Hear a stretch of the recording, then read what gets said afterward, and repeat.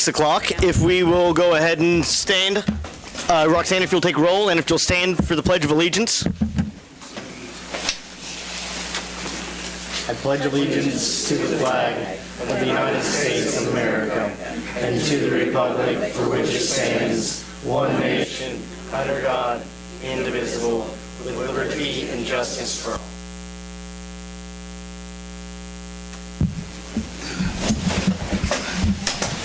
Has the council had time to review the agenda? I make a motion that we approve the agenda. Second. There's a motion and a second to approve the agenda. All those in favor, please show a voting sign. Opposed, same sign. Motion passes. Now is the time for public comments. These are only comments that are not on the agenda. I know a lot of you are here for a specific agenda item. Persons who wish to address the City Council regarding items on the agenda may do so as that item is called. Persons who wish to address the City Council regarding items not on the agenda and that are under the jurisdiction of the City Council may do so at this time when called upon by the Mayor. Comments on personnel matters or matters pending in the courts or with other outside tribunals are not permitted. Speakers are limited to 3 minutes. Any presentation is for present information purposes only. Captain Ration, I know you spoke to us earlier, or spoke to me earlier. If you'll go ahead and come to the mic. Thank you for having me this evening. I am Captain Ed Ration, and I am the company commander for the Ford Support Company here in Iola. And we have a plaque here for a small token of appreciation for the mayor, the city council, and staff of the city of Iola. This is actually coming from you allowing us to use the city park for our family picnic back in the summer. And in good Army fashion, things kind of take a while to trickle back down once we put in for a plaque like this. But it says here, the award is presented to express our deep appreciation for the outstanding support you have provided. We are grateful for your generous commitment of time, devotion, and selfless service to the soldiers and the families of the HHC and the FSC companies. So there's 2 companies here in Iola, and both command teams have signed this for you. And so as a small token of appreciation, we want to present this to you. Well, on behalf of the city, myself, the City Council, and the citizens of Iola, we all thank you and everything you all do for us. Thanks for your service. Appreciate it. Thank you. Thank you.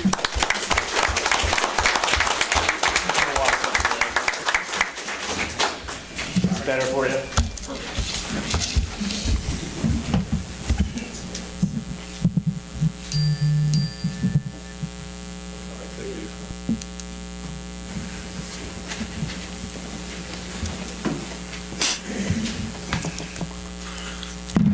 Are there any other public comments? Anyone wishing to address the council on an item not on the agenda? Going once, going twice, hearing none. We will move on. Move on to the consent agenda. Has council had time to review the consent agenda? Are there any questions? I've got one on the appropriations on page 17. The Poor Boy Tree Service.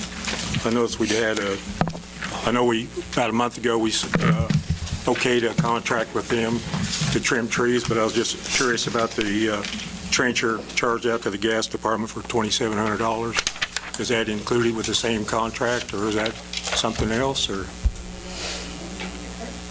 It may just be that it was coded.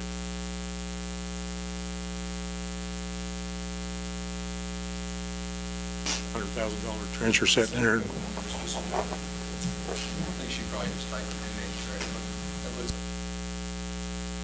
We'll get back to you. Sid, will you email the response to that? Okay. I'll make a motion to approve the consent agenda. I second that motion. There's a motion and a second to approve the consent agenda. All those in favor, please show a voting sign. Opposed, same sign. Motion passes. Item A, Humanity House garden request. Sid, do we have a speaker on behalf, please? I believe Georgia Masterson is here for the Humanity House. Yes. Humanity House is requesting, as in the past, that the city donate to the community garden $1,000 worth of water usage. I believe in your packet you had some information that I sent to Corey regarding our usage last year. We actually went over that by a little bit. That we would really appreciate having that. The number of plots that are used by community members is close to 70, and Humanity House uses the rest of the tilled plots, and last year gave away between 6,000 and 7,000 pounds of produce from the garden to people in Iola. Are there any questions?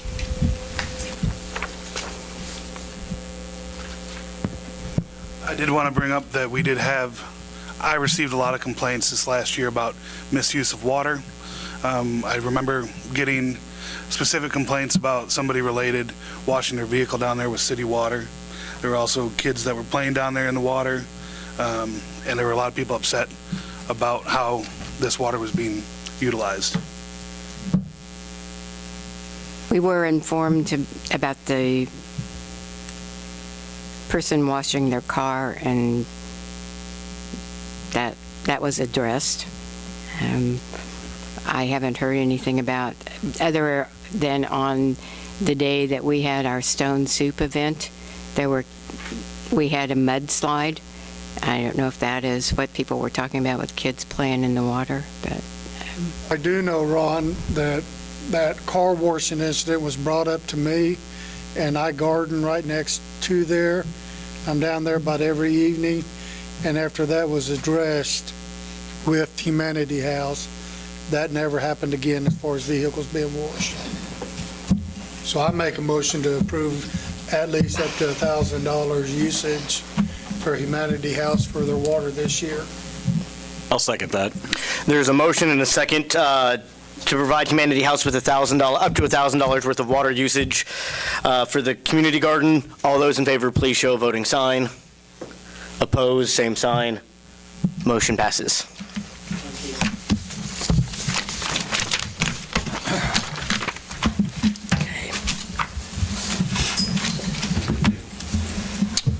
I'm about to open a public hearing. First off, let me talk to Sid, or I'll have Sid introduce the item. But before I open the public hearing, please remember to address the council.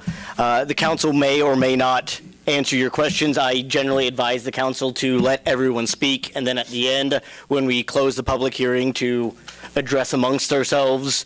I will also then allow the developers, if they're here, to speak first. Okay. Okay, well then, scratch that. I will let them speak last then. Please limit yourself to one. We have a lot of people, so limit yourself to one comment, i.e. don't come up multiple times. There's lots of people here, so Sid, if you'd like to start before I open the hearing. Mr. Mayor, members of council, the old nursing home at 1336 North Walnut has been vacant since about July 2014. It has become a source of concern for the area residents, and complaints have required staff to focus nuisance control and law enforcement presence on the facility. This effort was more of an encouragement to the property owner to be a good neighbor rather than reaching a level of issue of code violations, because there's just certain things that are there. They weren't quite there. It was more, like I said, a good neighbor thing. On January 15th, 2019, representatives from 12 by 2020 LLC met with city staff to review their plans for the facility.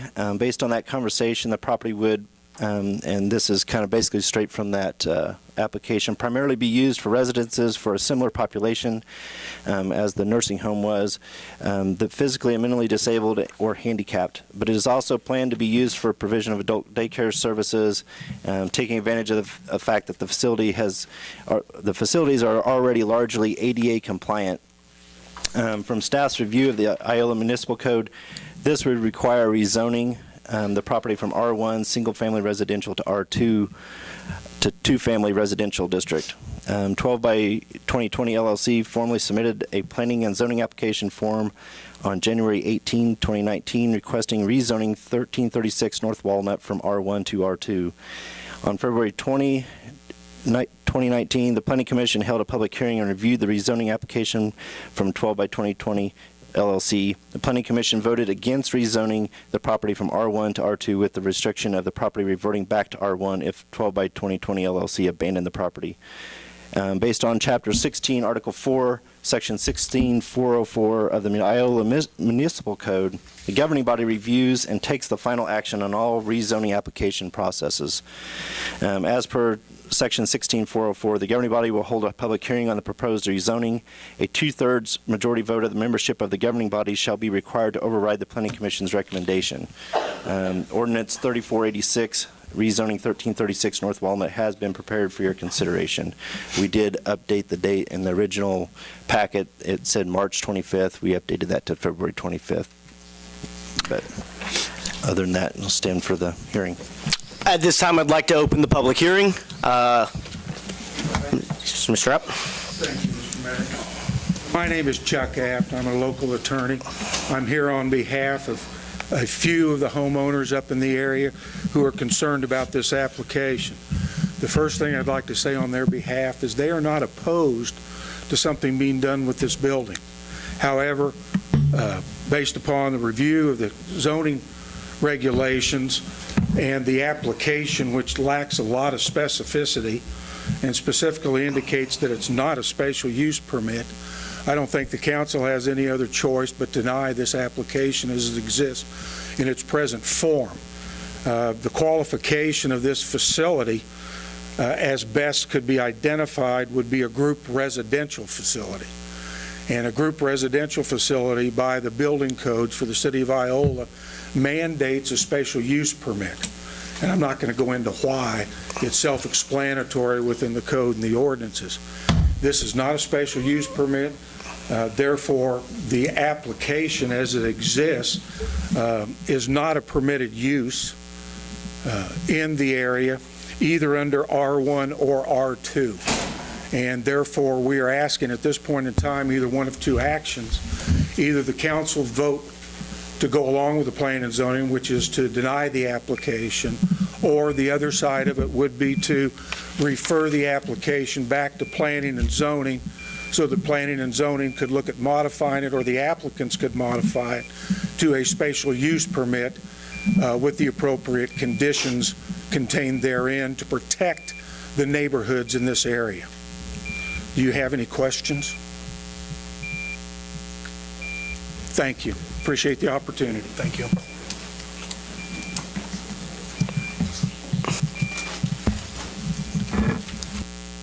Is there anyone else wishing to? Sir? Let me actually have you hold off till the end, because I'm asking people to only come up once at a time, or once per time. So I'll have you come up as the last speaker, if that's all right with you. Okay. Is there anyone else wishing to speak on this matter? Mr. Mayor, Council, my name's Scott Crenshaw. I'm a resident in that neighborhood. I moved here 4 years ago, so I don't have a lot of history. However, we purchased that home in a neighborhood that we thought was going to be stable and vibrant. And I don't know all the details on the application, but my concern is whether it's assisted residential living, whether it's elder care. We work hand in hand with the hospital, with my internship program at the high school.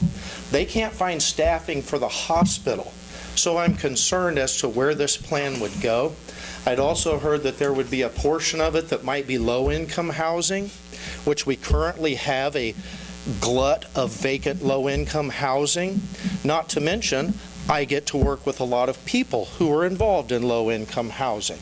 And I have no interest in having increased police traffic. I have no interest in having increased drug traffic. And I have no interest in that becoming a blight in a very modest but nice neighborhood. And that's my concern. I would rather see that place put into some sort of a north green zone with a link to those trails and start looking at other options to make it more community-minded. We're trying to pass a bond issue for schools to draw people to this town. And if we keep drawing the wrong segment to this town, then we're not going to be moving in the direction that I think we need to be moving. So that's my concern. Thank you for listening to me. Thank you. I will ask the audience not to comment or make noise in response, just to mind the decorum of the body after each speaker. Are there any other speakers? Anyone else wishing to speak in favor or against the rezoning? Can I just ask? Please address it on the mic only. And please state your name just so that we have it for our minutes. My name is Barbara Anderson, and I just simply wanted to ask if you guys received an email from me. Did you receive? Okay. I got it this morning, so I haven't had time. I don't need to reiterate what I said, if you read the email. No. I do apologize on my behalf. I got it this morning and haven't responded yet.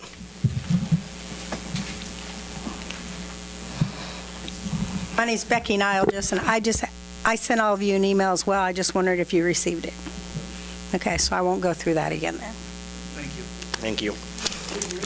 I did.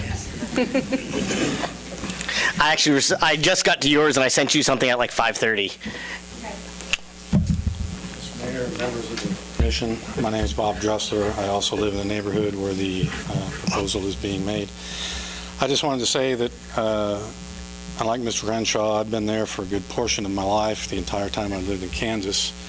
I spent 30 years, so it's kind of in my interest to try and protect my investment. I understand that there's some investors wanting to take advantage of a situation, trying to protect the same type of investment. We've had a lot of investment in this community, and I think that needs to be considered by the council. Thank you.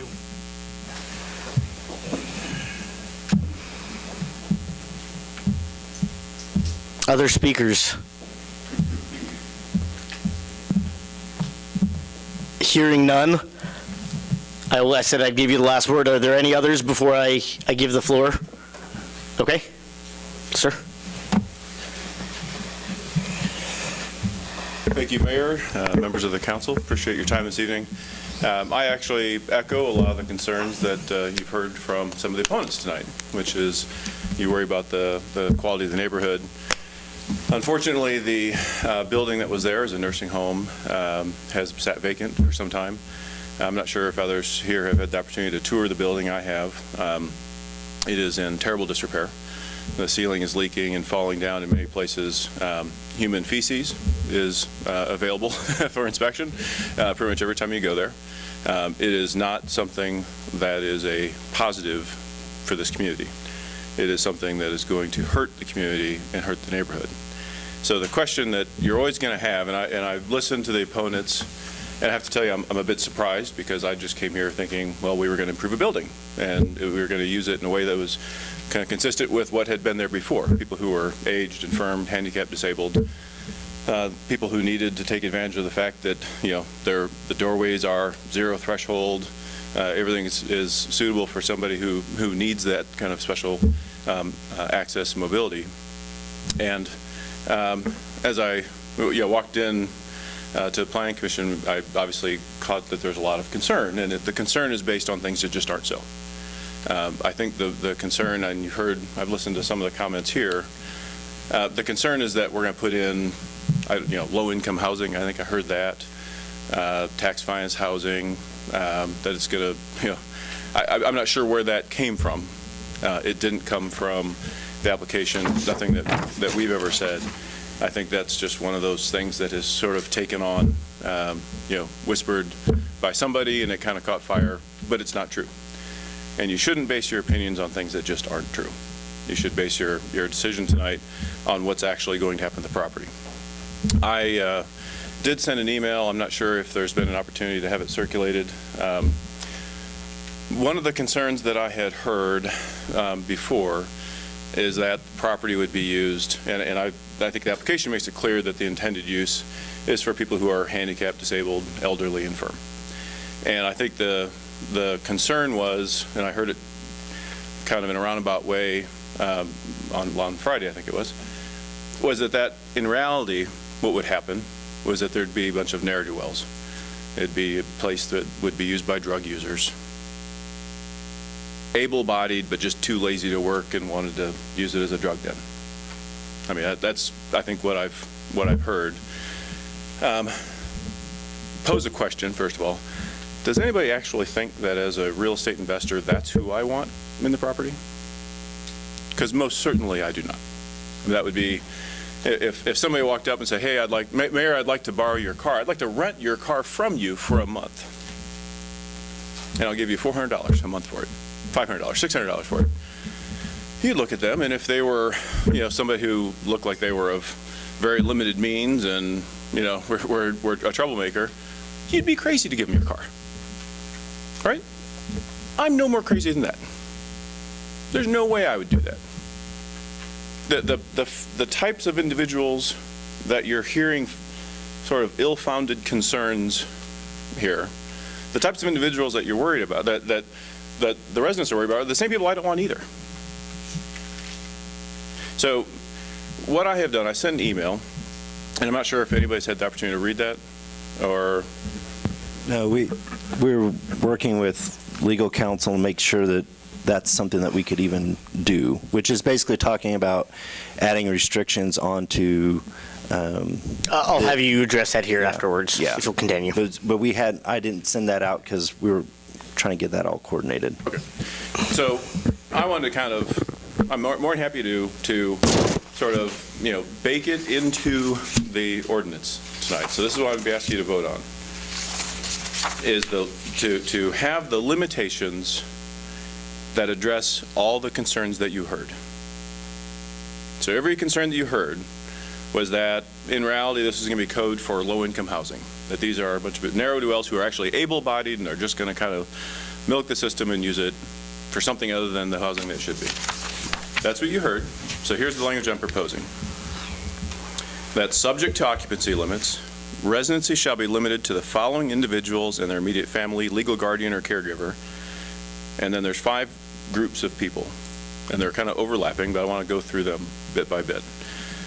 The first would be people over the age of 40 having a disability defined by the Americans with Disabilities Act, Section 503 of the Rehabilitation Act, or Section 188 of the Workforce Innovation Opportunity Act. So, people who are defined as handicapped and also of a minimum age. So not a bunch of 25-year-olds, but at least age 40 with a documented handicap. 2, people who are just older, so over the age of 65. The third group would be those adults having an impairment meeting the definition of a disability set up by the Social Security Administration. So those are, and the reason why I explain that is you heard before, I think, the concern that these would be people that weren't really handicapped. These are people who are going to be truly handicapped, no question about it. So the Social Security Administration Part A, or minors who meet similar standards for Part B under the Social Security Act. And then the 5th group would be those receiving disability compensation from the Office of Veterans Affairs. And those are people who would have, they've lost a limb, severe burns, that sort of thing.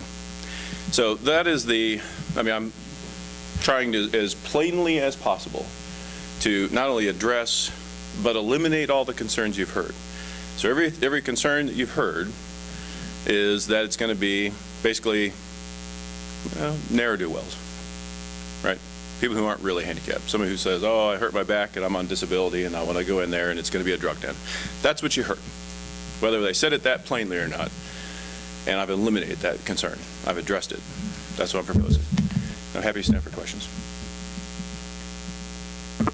Let's wait to close the public hearing, and then I'll open up to questions. At this point, I would like to close the public hearing. Hearing no other comments, the hearing is closed. Sid, you did have one address about a legal matter to start. Yeah, and I think I would defer to City Attorney Bob Johnson on that, as far as they did some analysis on whether or not we could impose restrictions on the ordinance. Generally, we don't legal advice.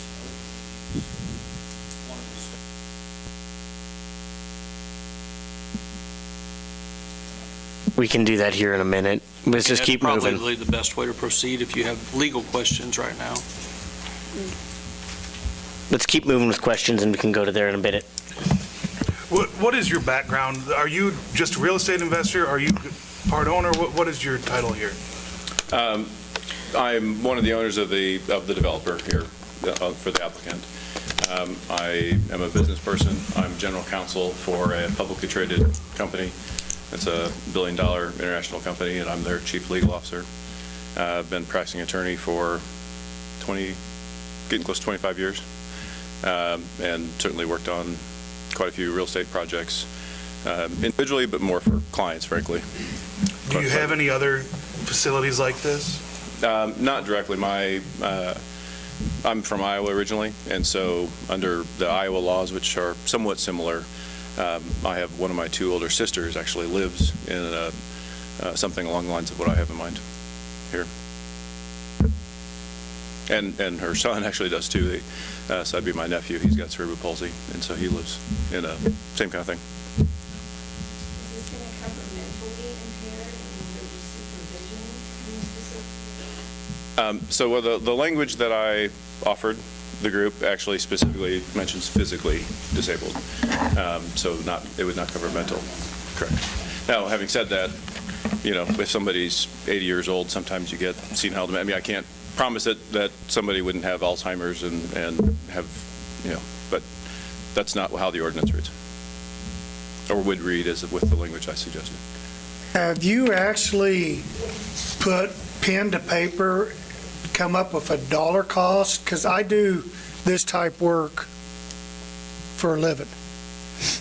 And I can tell you what, right now, you better find out how much it's going to cost to fix that place up there, because it's going to cost a hell of a lot. Probably at least a couple $100,000 minimum. You'd be, if you get away with that much, I'd be surprised. I think it's going to be a couple $100,000 just to deal with the asbestos remediation in the roof and get to the point where we're then able to make it, tailored to tenants. So you're right. It's not a cheap date. But the question to the council is, if you don't find some investor who's willing to make the risk and invest that kind of money on their own, what are your hopes for the property?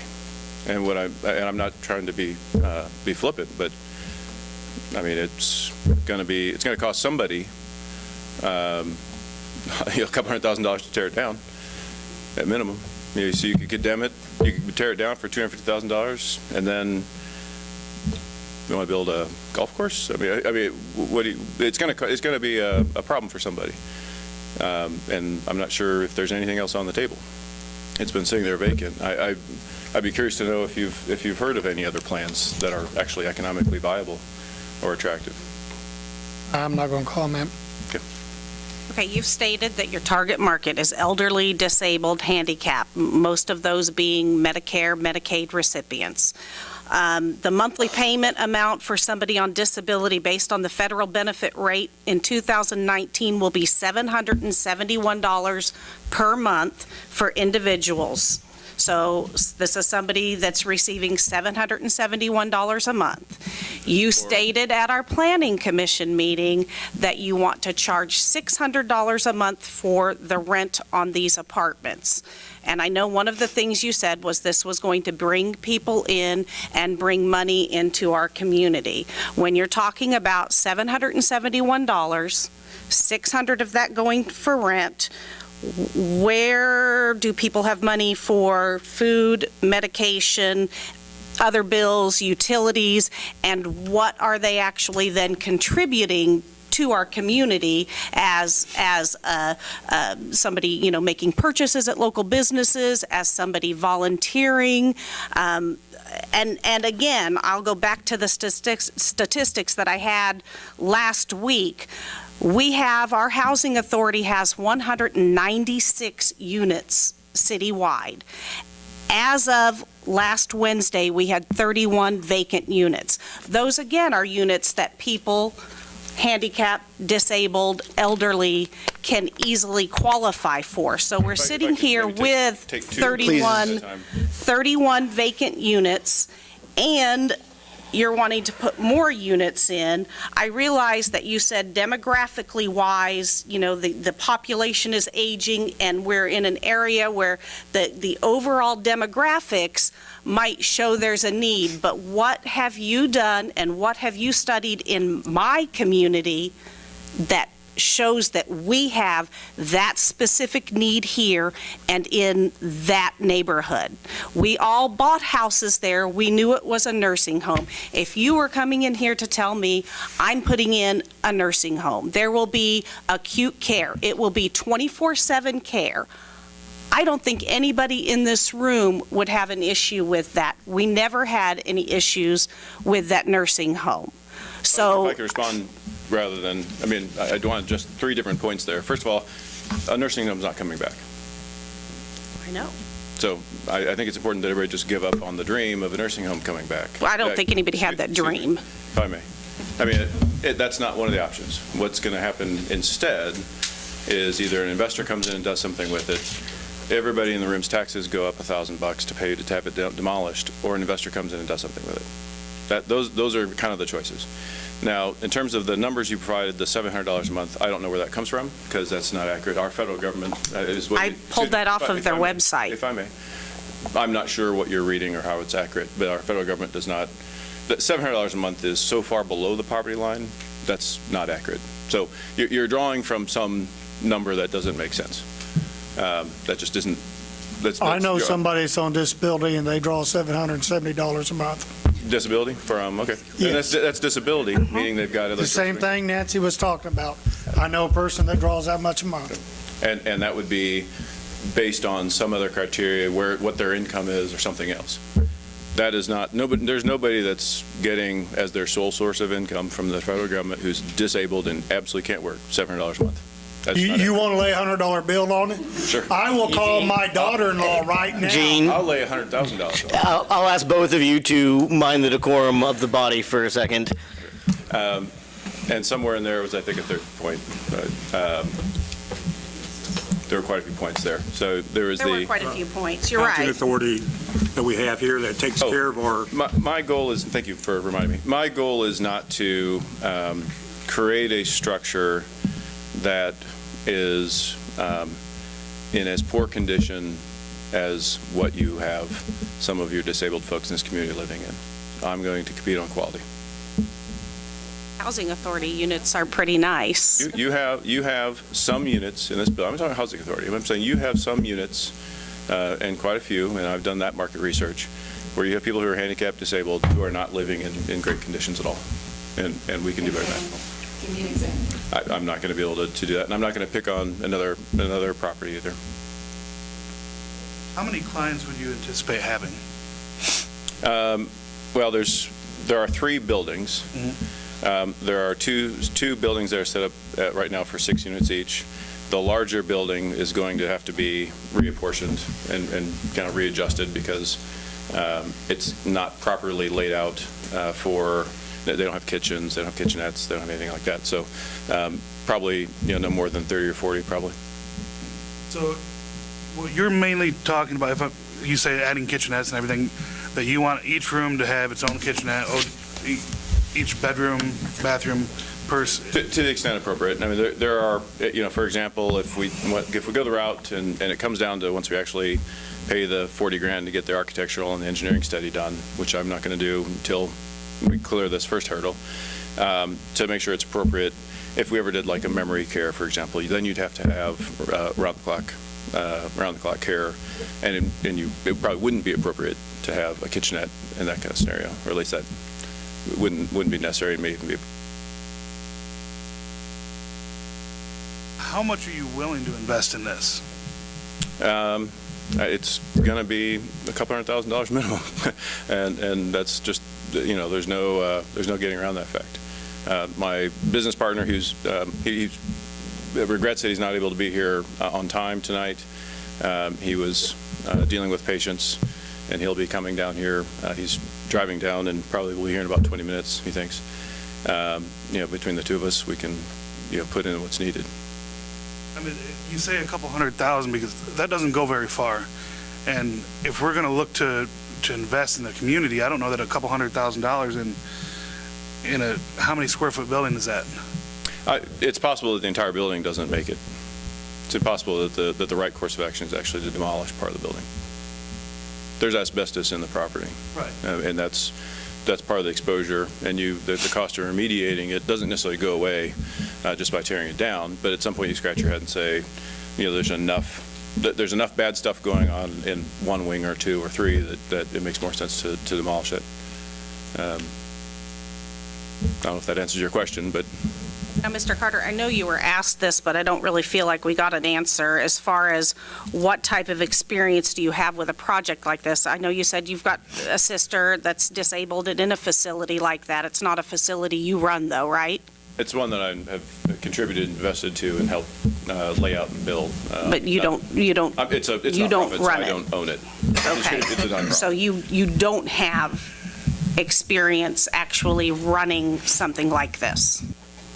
I would not be somebody who would be physically giving care to.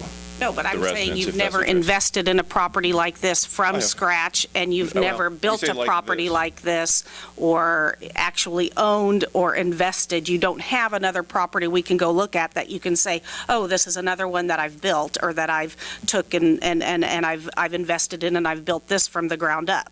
I think this is relatively unique, so I would say that'd be correct. Okay. But this is a unique. I don't think you're going to find too many people in the country that have tried to make something out of a building that's in this condition. And then how long have you guys been planning on a project like this? And the reason I ask that is when looking into the 12 by 2020 that applied for that LLC was created on 1/15 of 2019 by an LLC that was created on 1/14, 2019. So it doesn't seem as though this has been something that's been in the plans or in the works for a long time. It's not, you didn't create these LLCs and come up with this plan just looking for the property. And you said yourself at that planning meeting, you found this because you had a really great real estate agent. So it just seems like it's a little bit spur of the moment. And to create those two LLCs within 24 hours of each other just seems a little. Your question is, isn't that right? I mean, have you guys been planning this? Have the two of you been working on this for a year and have plans? If I could piggyback off of that, what attracted you to that site? Why? Sure. So a couple of points. I'll answer your question first. It is, I think, probably the norm and not the exception for investors to form an LLC to hold their interests at the time of contracting. So I don't think you should find that to be unusual. In fact, I suspect that more often than not, when you have a couple investors or 3 or 4 coming together to buy a project, they will form it for that project. So I think that's to be expected, actually. And then in terms of what attracted me to that property, the fact, frankly, that it's already largely ADA compliant. So the building, even though from the outside it's kind of an eyesore, right? The roof is crumbling, it's leaking. You peer in the windows, you go inside, you see the roof, the ceiling's falling down. You can come up with all kinds of things that appear wrong with the building. However, having said all that, it actually has good bones. Structurally, it's stable. And it's actually, the bones of the building are appropriately laid out for ADA compliance. The bathrooms have guardrails. The doors are of appropriate width so that somebody in a wheelchair can get through. There are no stairs required to get into the property. There's the 0 threshold entry into each doorway, actually. In a lot of ways, it's kind of, it's unfortunate that it's in such lousy shape, but in terms of the bones of the building, it's pretty attractive. I know you have to kind of see past a lot of stuff, but it makes a lot of sense. At least if the goal is to have it ADA compliant. Right. One of my concerns is this going to be something where you guys get into it and you have a certain amount of money you want to invest, and then it becomes too much, and then we're stuck. Well, a couple things. First of all, That could always happen. I mean, no matter what, no matter who comes before you, at some point, whether you're Amazon or whoever, at some point you're like, I'm out here. So that's the risk that's just not going to go away. I'm just saying you're certainly no worse off at that point. Right, I understand it can always be a risk, but when we're coming here with some of the emails that I've received from some of the citizens, that some of the planning is not there from what I hear, okay? That there's 3 phases, am I correct to this? And in one of the emails, it's something like that. And I think there's, as is often the case. right, and we still don't have a number. You said something about $200,000, right? Roughly. I said But we don't even have a clear number. It just seems like to me there's a lack of planning here. Well, That this isn't a thought out. In all due respect, you don't need to have a number. And I don't mean that in. I do. Excuse me. Excuse me, sir, I am talking. Well, I actually, represent these citizens of Iola. It is my job to know how much is going to be put in this, because if it falls apart halfway through, that's a bigger problem than it is right now. How's that? How is it not? Explain that to me. Well, No, right please. now, You want to keep interrupting me, please. Go ahead. If I could answer, that'd be Go great. ahead. Here I go. Oh, mind the decorum. And I'm trying to answer a question. I keep getting cut off. Please answer. The building right now has roofing material that's falling off. The ceilings are falling in. There are boards showing in all the HVAC units.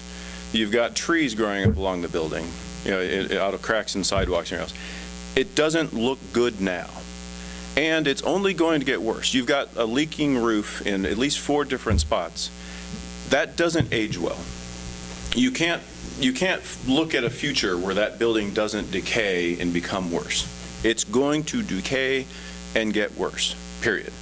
So somebody who comes along and puts a lot of money in and fix the roof, addresses some basic landscaping issues while they're addressing other issues, you are, and the residents are, no worse off. They're better off. Thank you. Council, we do have probably some legal advice that we need to hear. But seeing as it's legal advice, I would actually ask us to suspend the rules and go back to add an executive session here. I'd make that motion. You need I need a second there. You need to amend the agenda? Yeah. To amend the agenda. I'll make a motion to amend the agenda to add an executive session. I'll second that. There is a motion and a second. Because this is a suspension of the rules, it will take a 2/3 majority. All those in favor, please show a voting sign. Opposed, same sign. Motion passes. We are now in line for an executive session. I'd make it. Under attorney-client privilege, what do you want to do, about 10 minutes? 10 or 15, probably. I make a motion that we, Let me pull that up real quick.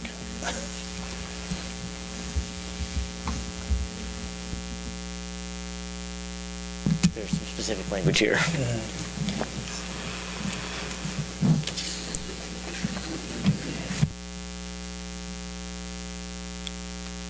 Let's see.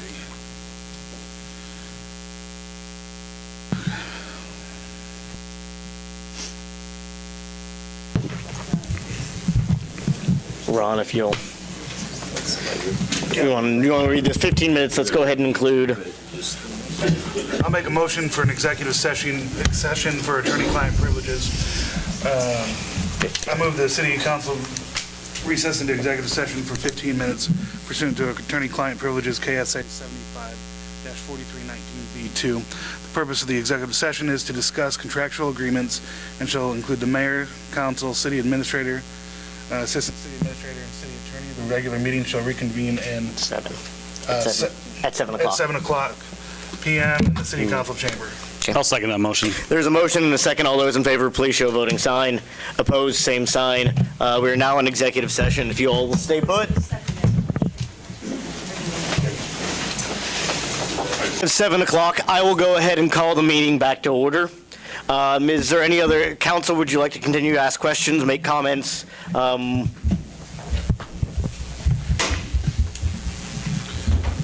No, I would make a motion that we uphold the recommendation of the Planning Commission and deny the rezoning request from R1 to R2.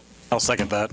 There is a motion and a second. The motion at hand is to uphold the planning board's denial of the rezoning from R1 to R2. All those in favor, please show a voting sign. Opposed, same sign. Motion passes.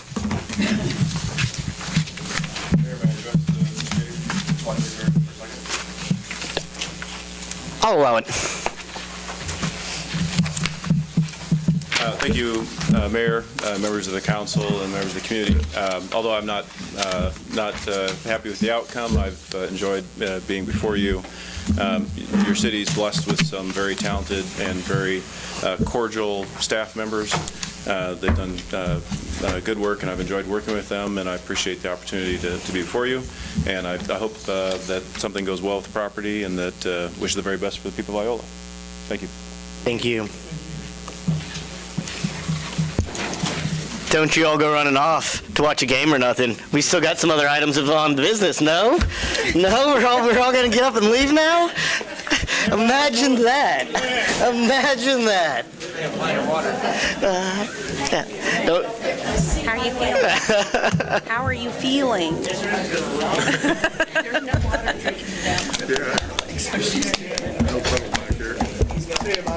See you guys. Thanks, Bob. I'm Becky. Yes, I do. Yeah, thank you. Appreciate it. Thanks, Bob.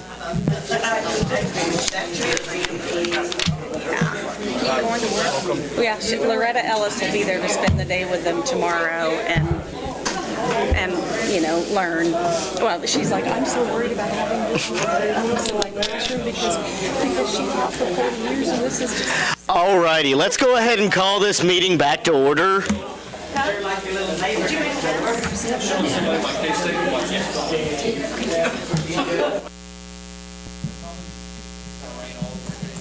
Get out of here. All right, let's go ahead and call this meeting back to order. Item C. That's what you were doing. Dangerous and unsafe structure removal. 330 South Kentucky Street. Sid and Mr. Hutton. Mr. Hutton, if you'll please come to the front here. And Sid, if you'd like, or you just want to turn it over. All right, Mr. Hutton, before I open the public hearing, if you'll let you go ahead. I come before the council tonight. The first order of business on houses is 330 South Kentucky. This particular house, I don't know if you've had time to look at the statements. The utilities have been off since September of 2014.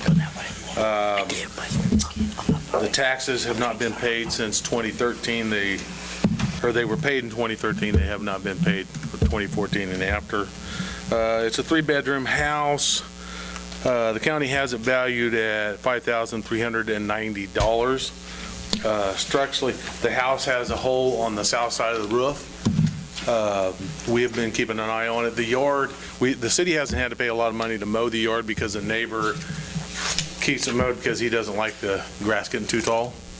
I know that the city employees have had to go down, I believe it was last summer, because the vines had got so heavy on the electrical line going to it, they were afraid it was going to pull it loose from the house. They've had to go down there because of a beehive.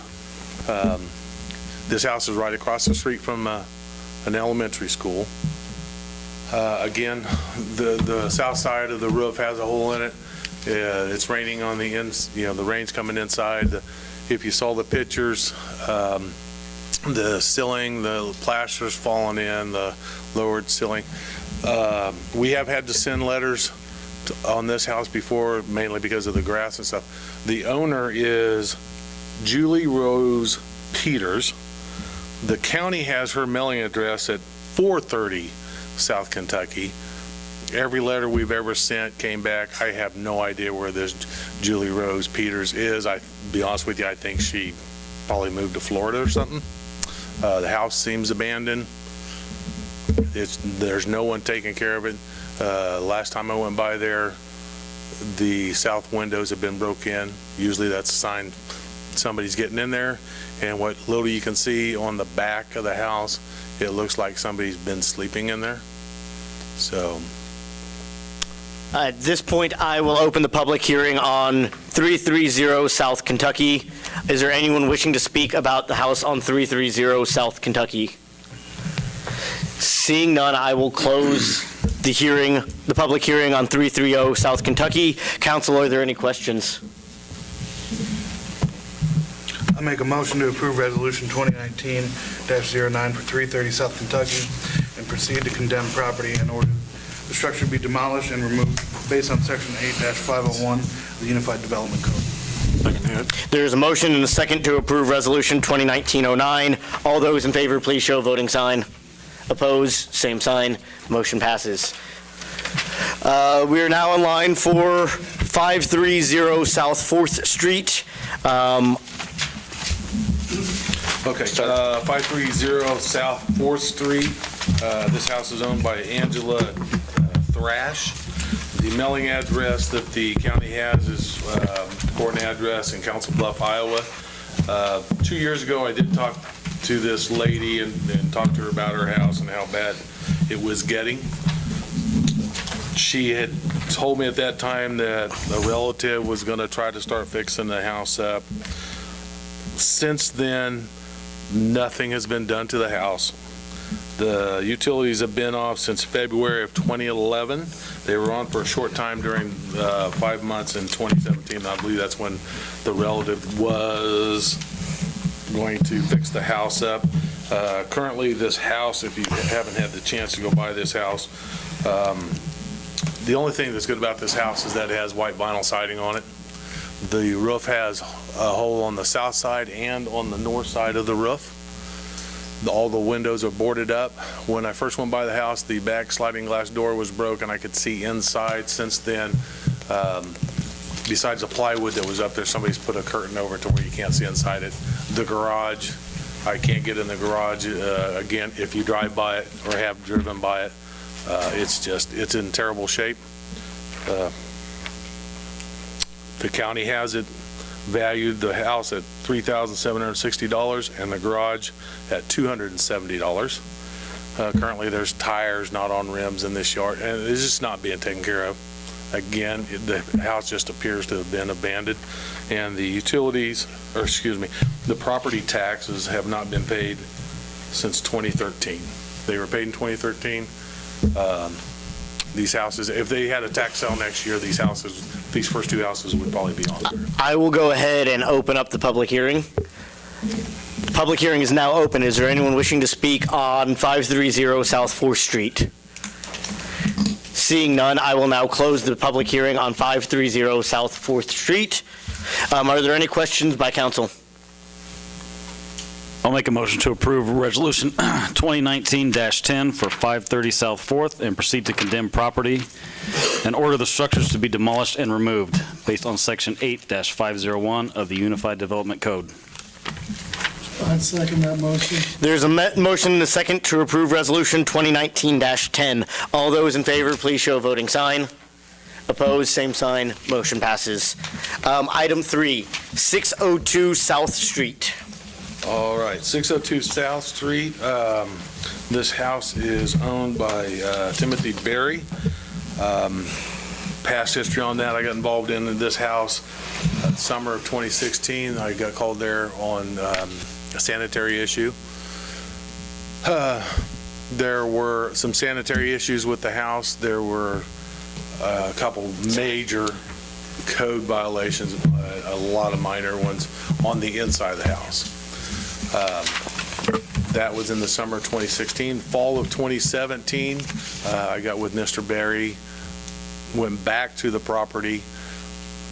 The sanitary item problem had been corrected. The big code violations were the wiring to the panel. All the wiring was on the outside of the walls coming to the panel. That had been corrected. The bathroom, the walls were bare, the shower was in bad shape, the toilet was not working. In the fall of 2017, when I got called back to the facility, the sheetrock had been put up in the bathroom, the shower had been fixed to work, and it did have a new toilet in. At that time, I told Mr. Berry that no matter what he did on the inside of it, that he needed to address the outside of the house. That if the house had nothing done to it, that it was not at the top of my list in 2018, but if nothing was done to the outside, that it would be at the top of the list going into 2019. That was a year and a half ago. Since then, I have received numerous complaints from citizens of Iola about the house and the way it looked. I've even received complaints from council members. So that's why I brought that. This is the only house tonight that has anybody an occupancy in. There have been numerous code nuisance violations for the yard. So if you looked at the pictures and saw the outside of it, I would point out one of the big things with it is the front porch. It's got cement steps. There's nothing wrong with those, but the porch, literally, if you step onto it, you'll fall through it. If it's dark and somebody's walking down that street and they happen to be going up that front door, somebody's going to get hurt. There's missing siding. There's places where you can see the inside wall. The roof is, the building needs re-roofed. So. Thank you. I will go ahead and open the. I may add one more thing. I'm yep. sorry. The taxes on this house have not been paid since 2012. I will go ahead and open the public hearing for 602 South Street. Is there anyone wishing to speak? If you'll please come up and give us your name for the camera. Yes, I'm Timothy Berry. I'm the owner of this property. Have been since 1998. I haven't lived there the entire time. I have since 2006. Part of the problem that we have today is that the last time that I spoke to Greg, we were a bit acrimonious, and I misunderstood part of what he said, and that's my fault. It was my understanding that he said that it didn't matter what I did to my house after he left that day, that his intention was still to tear it down. Some of the issue with the taxes is I paid that house off in 2013, the end of 2013. Taxes would be paid for by the person I was purchasing it from until they had taken care of all of the title issues once it had been paid off. And that's kind of still up in the air on that because I still haven't gotten anything directly from them, any receipts or anything.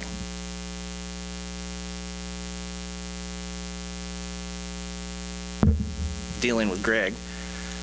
Other part of it is that within a few months of our last meeting, I lost my job that I'd had for the last 4.5, almost 5 years. My wife is currently what we make really isn't enough to get another place right now, especially with the limited supply that there is in town. Since I got this letter from you guys, I've spent the last month trying to find something, and I'm always a day late and a dollar short. I don't have a problem doing some things to the house now that I understand that was an option in the first place. The only things that I would ask are if you allow me to do that you let me know exactly what you need done and have. And if you cannot bring yourselves to do that, to give me a good amount of time to try to find something else to move into. And that's pretty much all.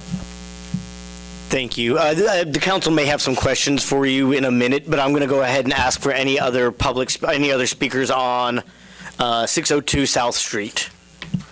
Seeing no other speakers, I'd like to close the hearing. Council, do you have any questions or comments or? I have a question for Greg. How long do you generally give somebody if they do have to find alternate housing? Just so that he's clear on that. When I come to the council, if you pass this resolution, per code basically gives them 4 months. And at the end of that 4 months, that's when if nothing's been done or they haven't torn the house down, that's when. So 120 days, basically, and that is ample time. Exactly 120 days. Okay. Ordinance says, or the resolution says the 25th day that you Okay. Yeah, it actually, we've got to give them 30 days from the passing of the resolution to start tearing the house down, and then another 90 days to get it completed. So we just give them the whole 120 days. Who's the house currently deeded to? Me. To you? But the title work hasn't been done, or that's... Please make sure to speak on the mic. When I first purchased the house, it was on a contract through APT. The person I bought the house from was supposed to get the title clearance through First Title, and they were very lax about doing that, and they never actually gave me all of the paperwork for it. To my knowledge, it's been done now, but I don't have the paperwork for it.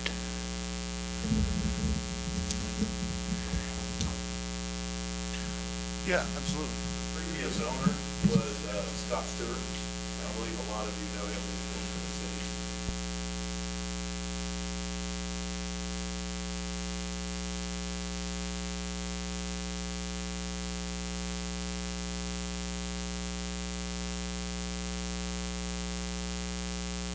Add to that, when we first signed the contract, we did a quit claim deed and filed it with the county. And until I paid the house off, everything always came under both of our names. Off in 2013, so that'd be why you wouldn't have seen anything different probably. But even for a while after that, it came. But you do own the house, so technically you Yes, also should technically- be the person paying Yes. the taxes on that Yes, house, technically which I'm haven't been liable. paid since 2012, Right, correct? like I said, it was my understanding that they would be paid beyond that, especially as the house wasn't paid for. Well, if the house was paid for in 2013, though, why would anybody else pay your taxes for you? That'd be nice if that No, happened, it was but supposed to be that they weren't paid for, they weren't paid by me until I received the paperwork from Mr. Stewart. He was still in charge of paying them until I received the paperwork from him that everything had been cleared through. I became aware some while ago that he hadn't been paying them, but I've not yet had an opportunity to pay them. I'm not sure how far back it is by now, but I imagine it's in the neighborhood of $1,800 and something. Sorry, I didn't write down the total on the back taxes. I just looked to see how far back. They were paid in 2012. They were not paid in 2013. I'm sorry, go ahead. What do you think would be reasonable upgrades for you to complete within I think 90 days? Within 90 days, I think if I can at least get the wall covered that Greg's been talking about on the north side of the building, the one that's partially open. I know everybody's main concern is the porch. Within 90 days, depending on what specifically needs done to it, I have operated as a contractor in the past, but I had to stop due to health issues. But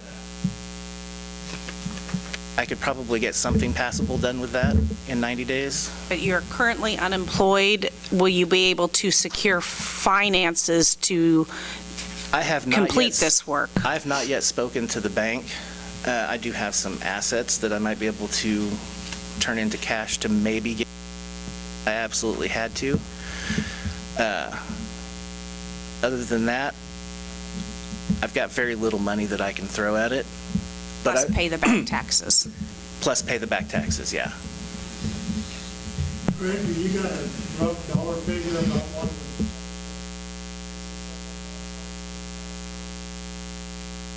Well, just to do the roof, you're going to have to strip the shingles off. You got to take it down. I'm sure this house has never been sheeted. It has. It has? Yeah, a long time ago, though. Contractors are getting, giving out good bids, prices.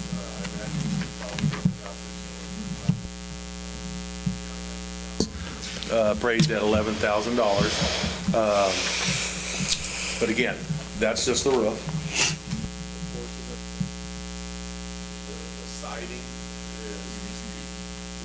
And one of the reasons I bring it before the council, because I have received numerous complaints about this house. And again, some have come from council members. So I bring it to you. does, the term's been used earlier, does it have foundation around it? But it needs siding, it needs a porch, it needs a roof. I don't want to kick anybody out of their house. I don't see this one getting fixed. I mean, just And with nothing those against three Mr. things, Barry. you're probably looking at $15,000 minimum. The question I got for you, Ken, is I drive by your house every day.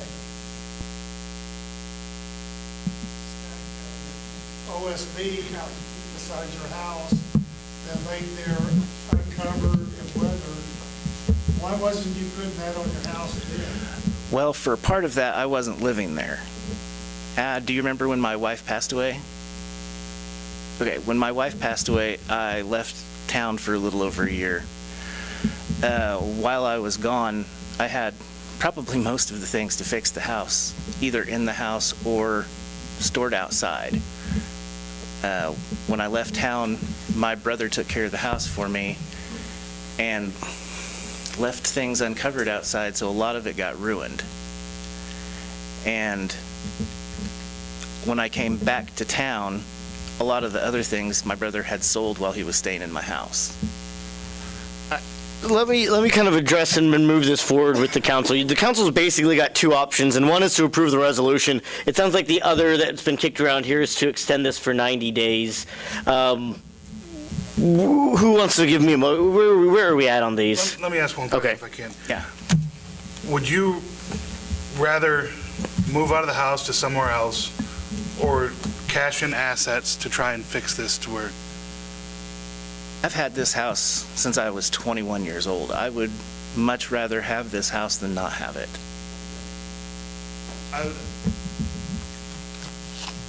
I would make a motion to extend this for 90 days, revisit it in 90 days. Tabling it for 90 days then. Well, I'd give the stipulation that the porch is fixed. I closed it already. I did, and then I brought them back up for questions. Yeah. The porch, any open holes in the siding, a roof, and the back taxes paid. And you must correspond with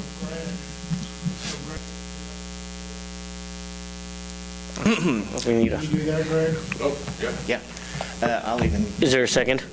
I'll second that motion. There's a motion and a second to extend this for 90 days, pending several improvements. All those in favor, please show a voting sign. Opposed, same sign. Motion fails.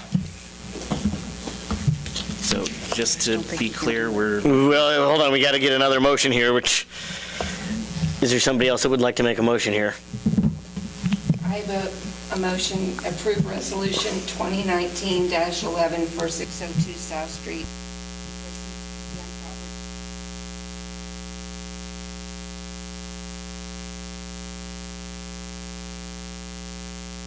The motion at hand now is to approve 2019-11. I'll second that. There's a second to approve 2019-11. All those in favor, please show a voting sign. Opposed, same sign. Motion passes. Ask a question. That now gives me 120 days to vacate the property? Okay, yes, sir. All right, that's what I wanted to be clear on. Thank you. Good. Yeah.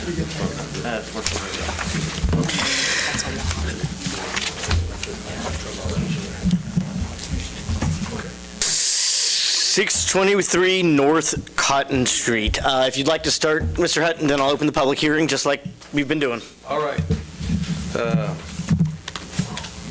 Pass this on so I gotta read my own notes. 623 North Cottonwood. This house is owned by David and Jason Moore. These two brothers are the ones that are redoing the house right across the street from First Baptist Church. I'm sure you're all aware of that house.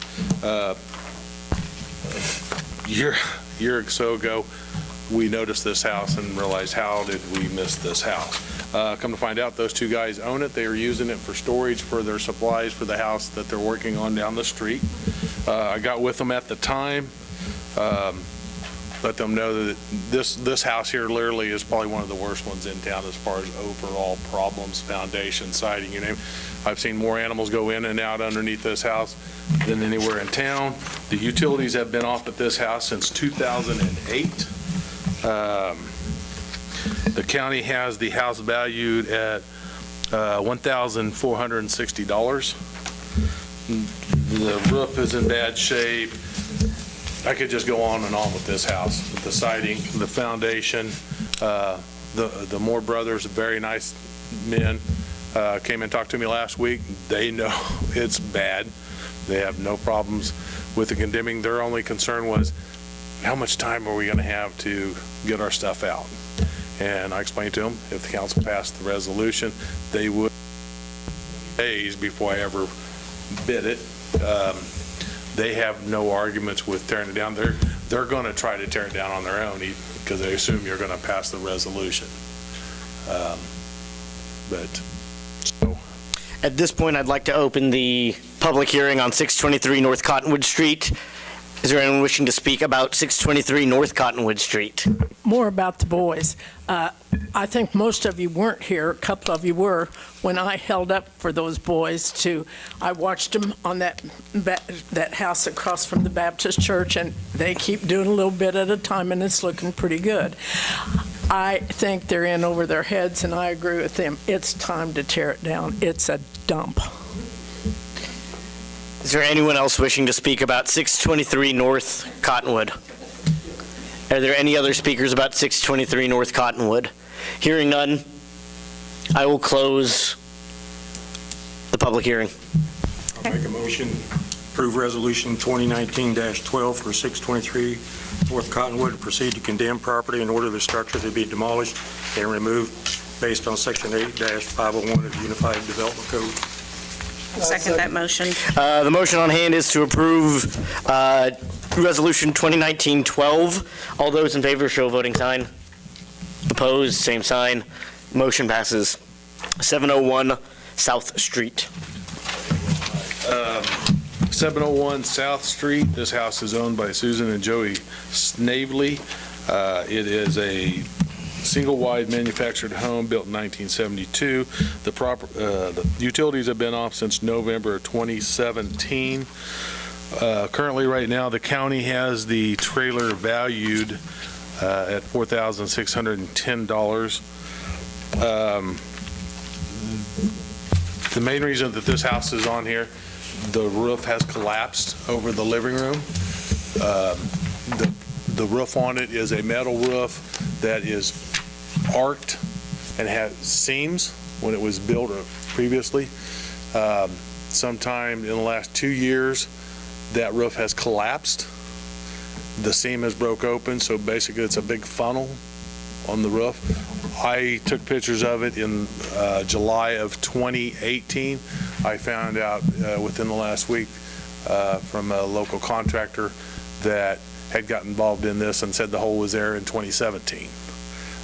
Since then, every rain, every snow, and it's gapped,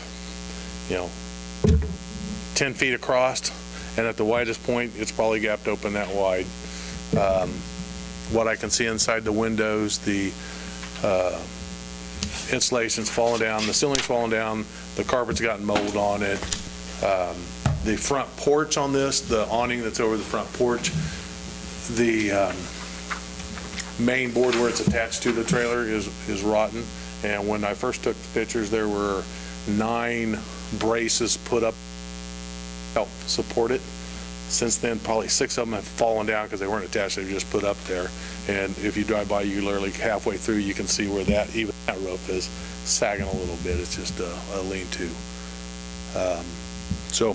I will open the public hearing on 701 South Street. Is there anyone wishing to speak? Please, if you'll come to the mic. My name is Snavely, and I have an OB number on that because 4 of us were in a flood that year. Do you want the OB number from FEMA? Okay, it's in here, but I'm the owner, and certain things were said to be done, had to be done before that was.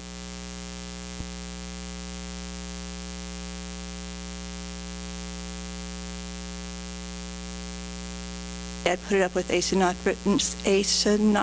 Do you know what that is? Only master mechanics can do that. And can't fix the roof until the patio cover is off. And it has an Air Force airbag, which I know everybody in town already knows about. And so in that area, and so I would ask for more time to get it fixed because I paid for the home and they came in. I had to do the bathroom wall. I had to get a new hot water tank, a new faucet, and then they came and got the toilet because I said, someone who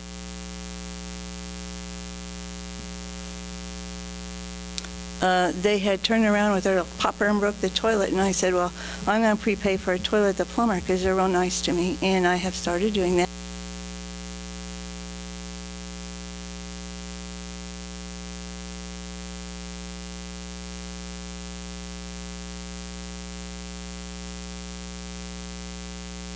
Out of town, and it's still awarded to me because the floorboards out there are, and they had to wither and dry because they're treated.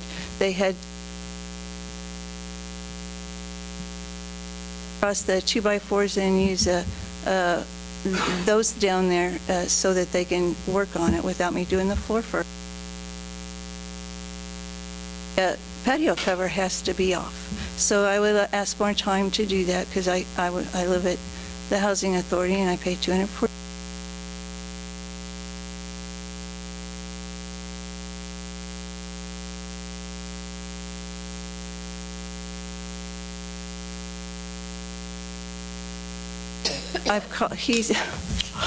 He told me, this is what the problem is, I'm not a nice person. He told me that all the wiring is aluminum, so I contacted American, and they can talk to me through the screen. He said, nobody in the trailer industry in 1972 used aluminum wiring. And so I have a really nice system where it's a self-correcting electrical system, and some FEMA came and disconnected it there. And so as far as the wiring goes, there's not a problem. And I asked Jeff, he said Jeff told me. And so Jeff came by me, who works for Mr. Bourne, and I've had it run through from Mr. Bourne, my electrical system, and it costs $200, pays $250 back. And so, and all the paperwork's in here, and I've done all my things from the bathroom seal. 3 times you have to do something else. But anyway, it's in here. And they said they're not going to give him a date because they don't want him to use it. And so I asked for more time because I can do that. I've got everything else done.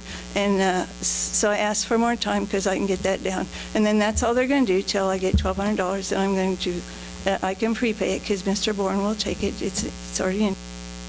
I was just ready to start it, and he said you have to pay $350, but I've paid close to $1,500 for each year because before they'll not tear it down, and so I paid that for 2 years, and so I asked for more time because I can do it. I really can't afford it at that amount because I've already got it paid. Let me go ahead and close the public hearing and see if council has any questions at this time. No, well, please stand there in case council has questions for you. At this time, though, I would like to close the public hearing. And council, are there any questions? You currently don't live there. You live in the Housing Authority. Is that correct? You're not allowed to live there if there's something wrong with the ceiling. Okay, and this was one that you keep mentioning FEMA. So this happened during the flood in 2007? No, there was another flood in 17, and we have an OMB number from 17. Do you want the number? No, I don't need the number. I was Okay, but it's in here. The number is because there was technically 4 of us in a flood, and so... Okay. Yeah. So, but were you living in it in 2017 when that happened? You weren't living in the Housing Authority apartments at that time? No, a header busted. So a header is to the... and it actually, FEMA said, did the damage. It's so powerful. And so that I put on, to get it fixed, I put on their replacement 2 headers. Mr. Bourne said he hates it, he don't want it done. And I really am not going to have that done. I'm going to have the whole thing gone. So the header will be gone because it's real powerful. It's not just like a little attachment. I think it's stronger than the trailer. So no... I forgot your question, I'm sorry. And you're wanting to move back into the property? When it's done. And so he said I have to pay $500 a year.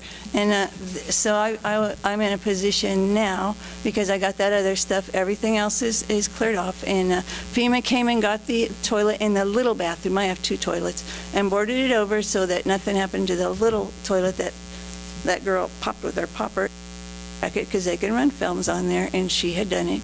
And so I'm preparing for another toilet. Mine's my whole system, it has to be sealed, to run water. And so everything else is fixed, and since Joey Snavely lived there, the kids would come in, they'd be broken. She couldn't keep them out of there, but now it's had locks changed many, many times. And so it's just the roof, but the patio covering has to come off of there. I can probably have that done by September, and he will have that off of there. Okay, so the question I have then is and maybe between you and Greg, you can both answer this. What is the total cost of the repairs that you're looking at? Looking at what this is valued at, what's your total cost of repairs that you're looking at for everything you have to have done? I have no idea. The floors are, because he's got down there new floors, and mine had to dry and wither because mine was treated.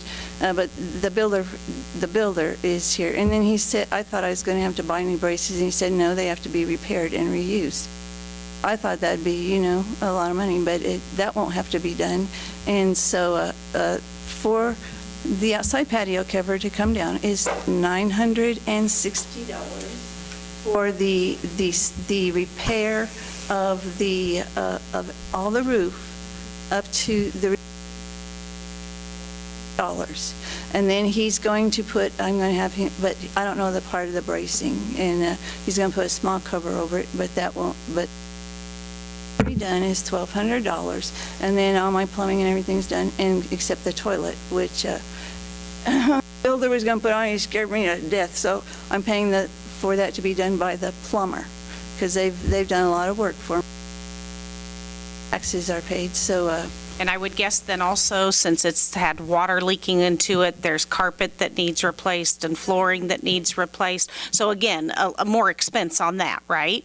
Yeah, but can't you keep a home if you're working on it?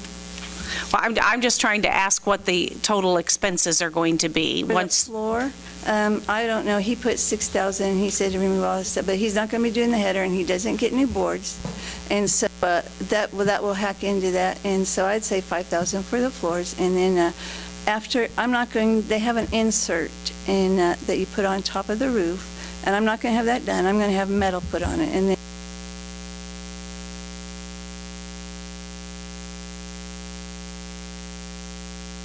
So I guess my point that I'm making to you is it sounds to me with everything that you have to do, you're looking at probably a minimum of $7,000 worth of repairs, and this home is valued at $4,610. So is it worth it for you to spend that much money on a home that is not valued that high? That's because when you value homes, is it the exact amount of living value? It really is not.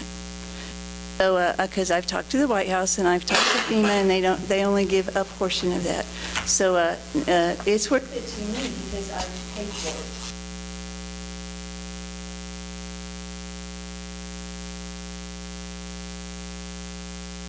Greg, have you talked with any of the contractors or anything?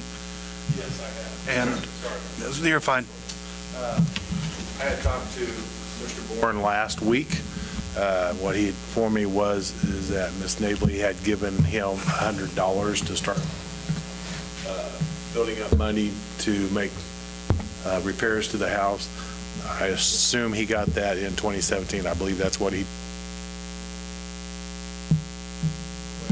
got $100. He has since given that $100 back.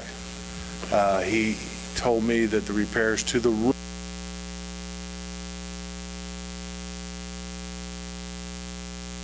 to the awning over the front porch. He said that him and a actual building contractor side of the house to see what repairs would be needed, because on the ceiling, when that house was built, it literally is 2x2 curved rafters that have, at that time, he told me that Miss Snavely would not allow them into the house. I'm not allowed As in there. and as far as the wiring goes, the conversation was I had to check, because I wasn't sure what year it was, but in 1971, that was the last year you could buy a trailer house with aluminum wiring in it. That's what I had to check. It actually was built in 72, but any trailer house that's 71 and older have aluminum wiring and it's not safe. Well, mine was 72, and they said they hadn't for years, so, American, so. Mrs. Snavely, do you have a written bid for Mr. Bourne for $1,200?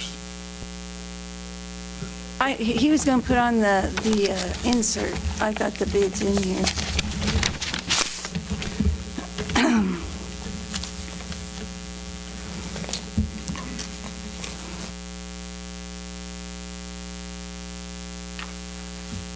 I would point out one other thing on the structure too. I'm sorry to interrupt. If you look at those pictures where the house, where that roof collapsed, it actually has pulled the back wall. Well, I want to fix it up if I could. Let me see, it's at the back. I think at this point, the council's in line for one or two motions, and I think we can entertain either one of them to give more time, or the other to approve the resolution. Are there any council members wishing to make a motion? Make a motion that we approve resolution 2019-13.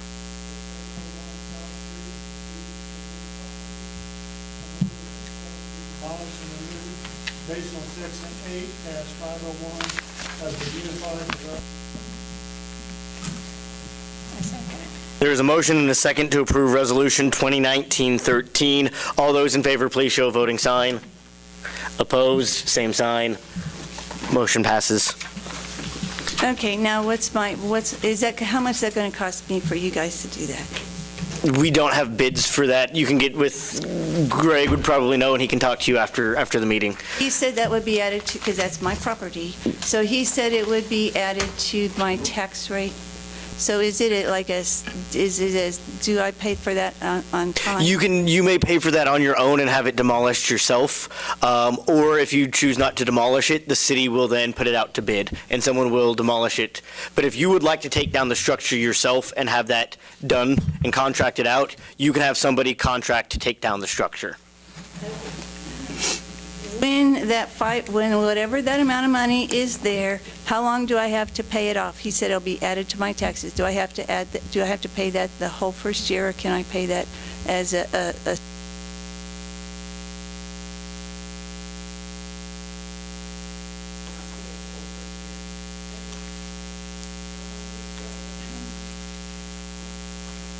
Is that everything? Okay, thank you. 1008 East Street. All right, last one, 1008 East Street. This house is owned by Timothy and Rebecca Sanders. The utilities have been off at this house since 2011.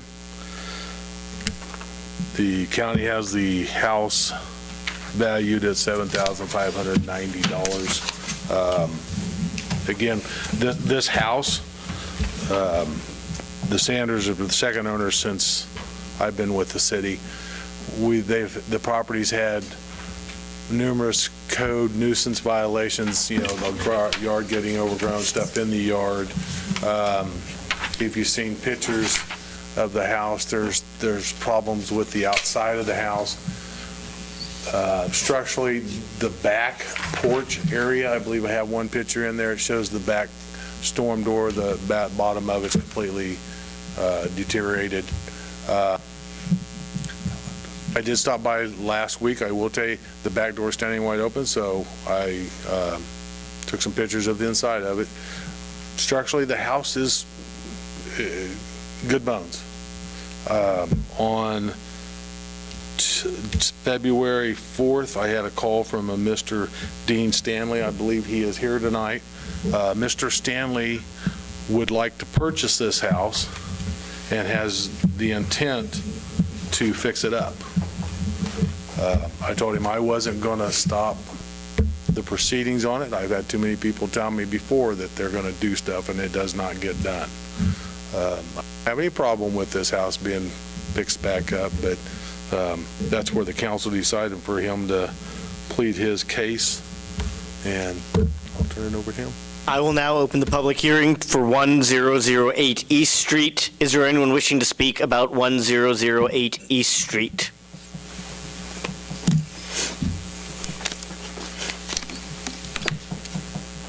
I'm Rebecca Sanborn. I own the house. I love that little house. I don't have time to fix it. And so I did put it up for sale. Dean bought it, or well, is trying to buy it, but I need more time. Otherwise, he's not going to buy it. So that's it. I mean, Yes, I'd like to hear from him. That is a cute house. I have a few questions for you. As Rebecca said, my hands are tied right now.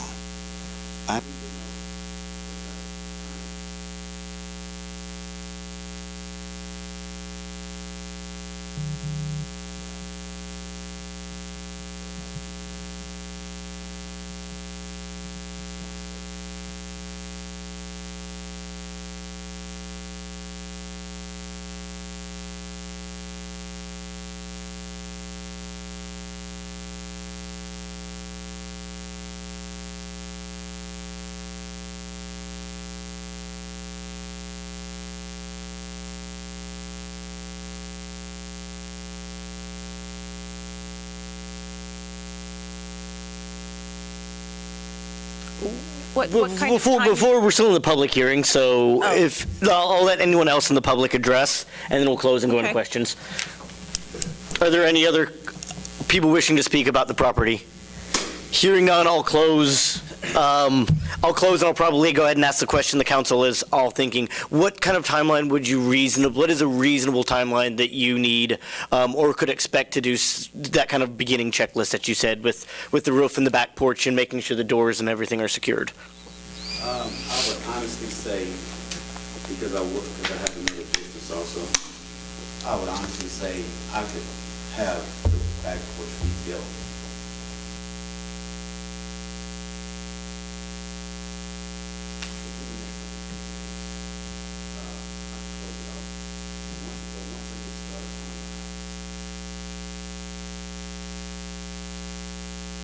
How about is that just the back porch, or is that including the roof in the 120 days? Or I would do the back porch first, and roofing for that house, it would probably take maybe about 4 days or so.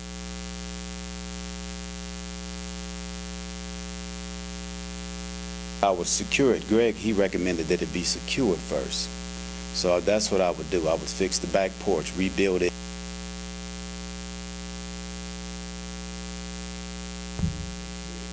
Put new windows inside.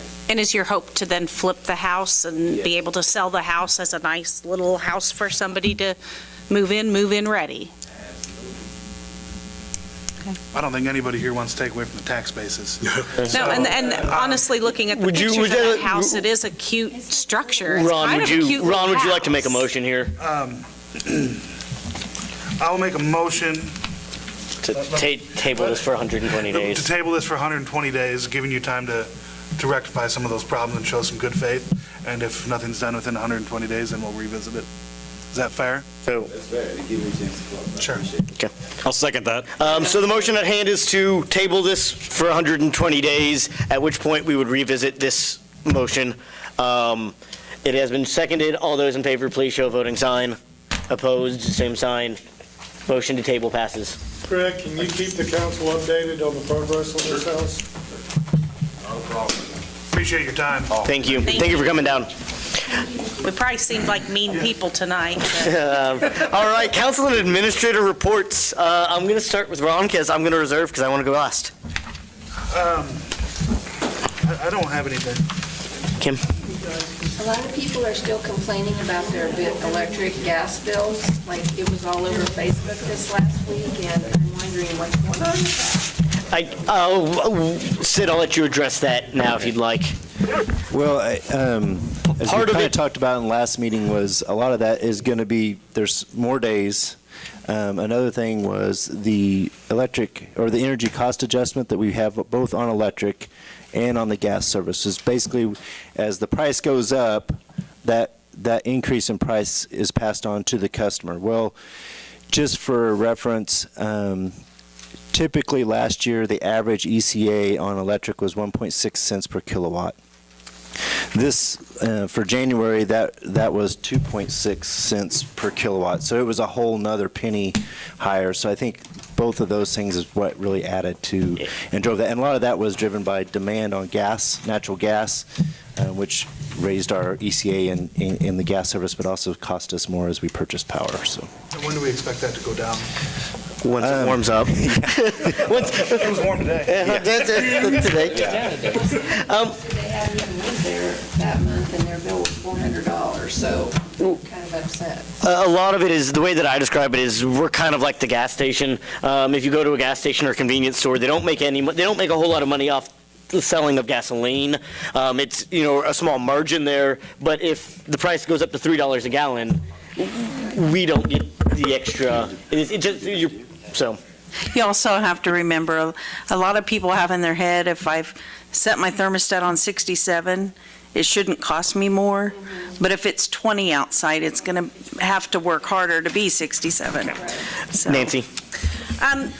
Just going through all of this with the condemnation process and how we look at these properties and what we're looking at that's wrong with them, and if it's 50% or more the value to fix that property, knowing that, and along with a lot of the research that I've done in the past several weeks on this nursing home, the nursing home itself, that building is valued from the county at $24,080. We're talking holes in roof, soffit falling in, unsecured, windows broken, areas where the air conditioners aren't there, they're pushed in, the roof is leaking in multiple places, the tile is coming up, there's mold.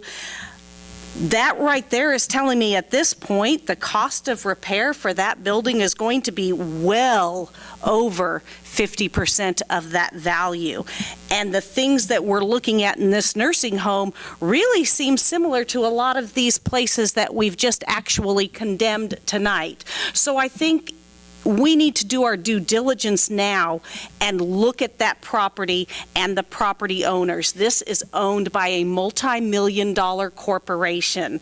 I think it's time now to get a hold of them and to start some sort of procedures with that. As I drove by today, there is a new area on the east side facing Walnut Road that the soffits are all starting to crumble and come in. It's the same type of stuff that we're talking about with these homes that we're condemning, but yet we're letting this sit there. We know we're not going to rezone it. We know nobody's going to come in and do anything else with it. So now it is our time and the city's responsibility to do their due diligence to start taking care of this eyesore. Thank you, Nancy. Mark? Nothing. Chase? Nothing. Gene? I'd just like to send a shout out to the street department for the last couple of snows. I thought they did a much better job this time, getting the roads clean for us. Thank you, guys. Daniel? Do you want to thank all the council, all the participants tonight? I know you hear me kind of shout decorum a lot, but I think you all did a great job, and I do want to thank you for listening. One of the goals of a chair is just to keep things moving smoothly at times, and we've all been in meetings where it quickly spirals. So I do apologize if I did jump in and cut some of you off, but at the same time, that's kind of one of the goals and few things that I have the power to do. Other than that, to reiterate, thanks to the street crews. It's been a pretty bad winter so far, but that's it for me. Sid? Main thing I wanted to do is see about strategic planning. I sent some information out before, and I'm just looking at what council would like to do. We have in the past done two-hour sessions, split up on 2 nights. I think we could probably do one, but I still think we probably need that 3 to 4 hour time frame allotted for that. And I was looking at the week of March 25th. We have a council meeting that week, but we could do a Tuesday, Wednesday, or Wednesday, Thursday, or we could go the next week when we don't have a council meeting. One night we got softball on Corey. Those Tuesday night games. That's after spring break, isn't it? Yes. Why don't you shoot an email on these, on the proposed dates and times? Okay. And then we'll all kind of respond and get back together. And you'll actually have to respond to this rather than making this decision tonight, because I don't have my calendar with me. So, is that it? That's it. Yep. Do you have an update on the employee study? We've had the initial meeting. I think they've kind of are with the project management team, which is the group of employees that are kind of serving as the oversight for that study. That is, I think they're going to probably in the next couple of weeks be coming out here to do the kind of interviews and the site visits is the plan that I know right now. Gene? I make the motion that we adjourn and get home and watch KUK State. I second it. All those in favor, please show a voting sign. Opposed, same sign, motion passes. Take you long to jump on